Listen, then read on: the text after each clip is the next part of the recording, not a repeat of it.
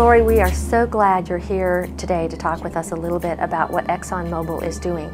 Can you tell us about your initiative and how long you've been doing it and what your commitment has been at Clinton Global Initiative? Well, thank you very much for inviting me to speak about ExxonMobil's work in the area of advancing women economically. During this CGI session, we've had the privilege of talking about our new commitment, which is a build-on to what we announced at the 2009 Clinton Global Initiative. At last year's CGI, we announced Technologies to Improve Women's Economic Opportunities Initiative.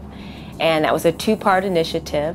One part of it was designed to do research to determine what impact access to technology had on women's ability to advance economically. And we commissioned the International Center for Research on Women to conduct a white paper on closing the gender divide. And they found some fascinating research that showed how important technology was, and also that not only was technology crucial in women being able to advance economically, but also in order for it to have a sustainable effect, an impact in women's lives, women need to be a part of the life cycle of the technology. That is, be part of identifying what the problem is, help shape the design of the innovation, the technological innovation, be a part of the distribution network, be engaged in the repair, learn how to repair and work the equipment, and also be able to provide feedback on how well it was working in their daily lives in meeting the solution, the goal that the technology was designed to meet. And so that was the first part of our initiative. The other part was the Ashoka Changemakers Challenge, which was called Women, Tools, Technology. And it was a part of Ashoka's very well-designed process of engaging people from all over the world online to bring forth ideas of proven concepts. And in this case, concepts that showed how technology was being used in a business idea and benefiting women economically. And that was launched in January. And as a result of the challenge, we had ideas from 70 different countries and 270 entries of examples of how technology was being used to advance women economically. And we reviewed those submissions very carefully, and at the end of the review process, and with the help of expert judges, selected several of them to highlight and support at CGI this year. So our follow-on commitment in the 2010 CGI is to highlight our selected entries from the 2009 Ashoka Challenge that we want to support in a sustainable way into the future. Can you give us an example of some of the technology that we're talking about? Some examples are in the agricultural field. Two of the projects use solar to power key tools that are needed to improve the efficiency of farming. And as you may know, women make up 70–80% of the farmers in Africa.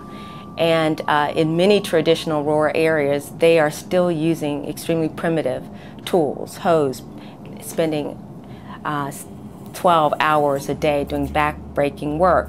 And also in many parts of the country, of the continent, don't have regular rainfall. There may be 6 months of no rainfall, and so that really cuts into their productive ability.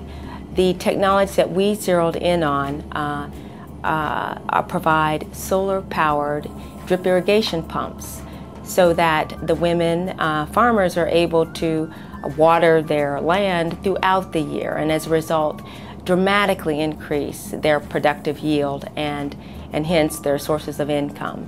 And in the two cases that we've supported, they've been able to achieve over 20 to 30% increases in a woman's income in a year.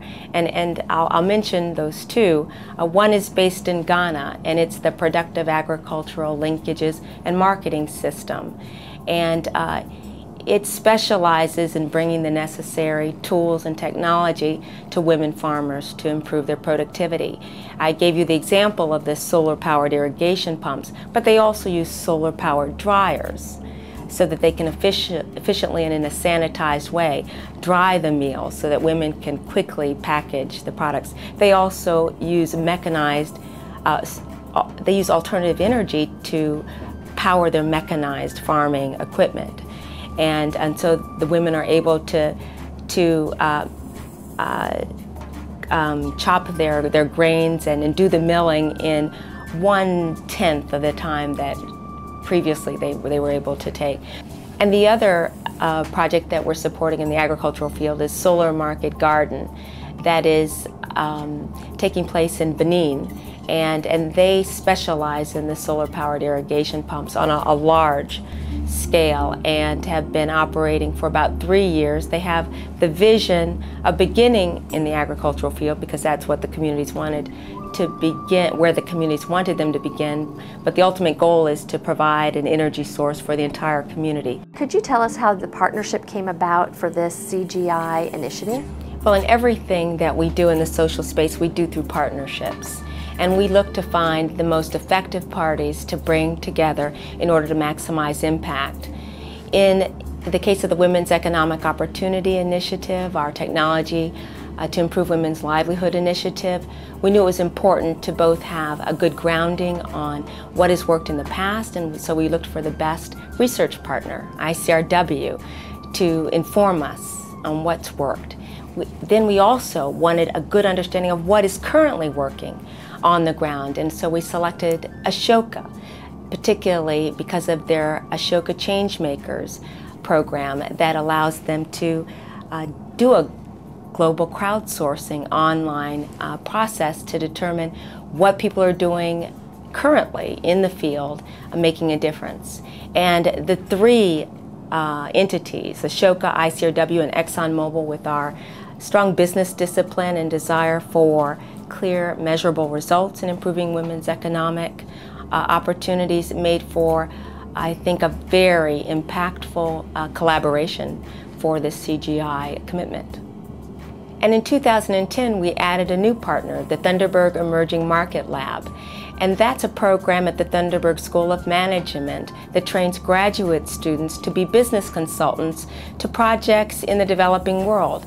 And so we are matching these graduate students to go to our innovators in key countries to serve as consultants for a 6-week period and provide invaluable guidance in business planning, fundraising, and market planning to help bring their innovations to another level. So are you seeing long-term effects, more children in school, better health care, better nutrition because of things like this? One of the outcomes of the improved productivity in the agricultural area has been improved nutrition in the families. In the case of the Palms Project in Ghana, the women have been able to not only produce more vegetables for themselves and their families, which has led to improved nutritional intakes for their kids, but they've been able to produce even enough so that they can even export some of the products that they're producing.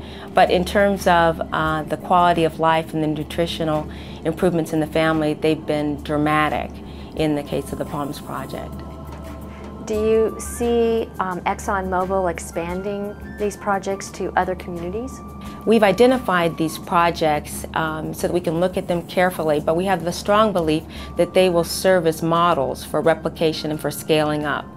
Our motivation for going into this space is, well, first to study it carefully, learn as much as we can about what's working, and then take them to scale and take them into our key communities where we have a business presence. Tell me about a story of somebody that you may have seen either in Ghana or one of the other areas that you've actually witnessed the joy or the success that they've felt.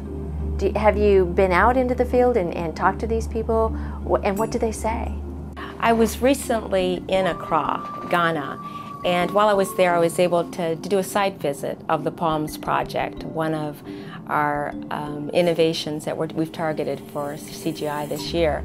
And while I was there, the founder and CEO of that project, Joseph Brenna, organized a community gathering so that I could not only see the facilities and learn how they work, but also talk to the women who were benefiting from the use of technology in farm production.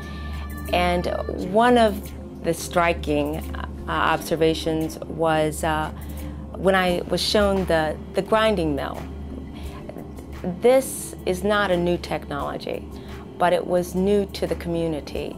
And what he showed me was the mill that was mechanized and used to grind the grain, and the old-fashioned grinder that women used to grind by hand. And I was able to see, demonstrated to me, the difference in the time it took to achieve the desired outcome using the mechanized versus the by hand product. And the women told me what a difference it made to their lives to be able to grind in 15 minutes what it used to take them a full day to grind. And as a result of that, they were able to focus on other aspects of production and marketing of the increased yield, and said that their whole lives had been transformed because of that. Another example that I didn't see but that I heard people told me about was their experience in using tractors, which again is not a new technology, but it's one that was new to that community. And though women are 70 to 80% of the farmers, it was only the men using the tractors until Palms worked closely with the families and the women to encourage them to use these tools because of the dramatic efficiencies it would have in their ability to harvest their crops. And so the women talked about what it took for them, the discomfort that they felt initially in getting on these large contraptions, and how they'd had to be convinced that it was okay, or in some cases that they saw their friend do it and have benefits result from it. And in general, it took a process of convincing and developing comfort for people to go through it, but once they did, it made an enormous difference in their quality of life because of what they were able to do in terms of production, and also the time that they were provided to do other things. During a broader discussion with some of the women who weren't part of the Palms Project, a woman got up and said, "You all are very fortunate, and I think it's wonderful to hear you say what a difference the technologies have had in your lives. But remember, there are many of us who don't have access to these technologies, and we are still spending all of our days in the fields with back-breaking work." And she was crying while she was telling this story. And it had to be interpreted to me because she was saying it in her native native language, but I could tell from the looks on everyone's eyes and tears that folks were forced to remember, just how difficult the lives of women are when they don't have access to very important resources that make a difference.